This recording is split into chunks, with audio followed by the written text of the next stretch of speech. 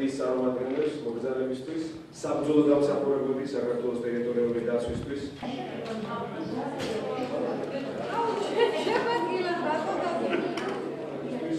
და მისთვის პირადად უკეთესი იქნება, რომ მან კიდევ უფრო მე მინდა დიდი მადლობა.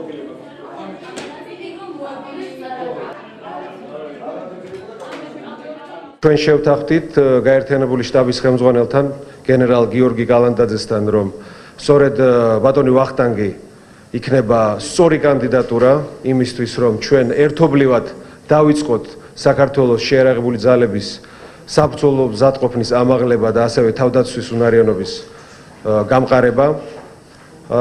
ეს გადაწყვეტილება იქნა ჩვენს მიერ მიღებული კიდევ იმ გამოცდილების გათვალისწინებით, რაც გენერალ კაბანაძეს აქვს.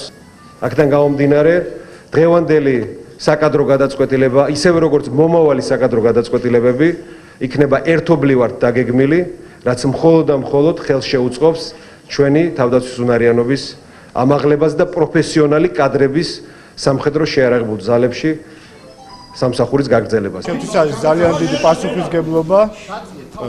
სამუშაო იქნება ძალიან ბევრი გასაკეთებელი. ჩვენ გვაქვს ჩვენი ძალიან ნათელი ხედვები, ნათელი მიზნები, გვაქვს შესაძლებლობა მივახციოთ ამ მიზნებს.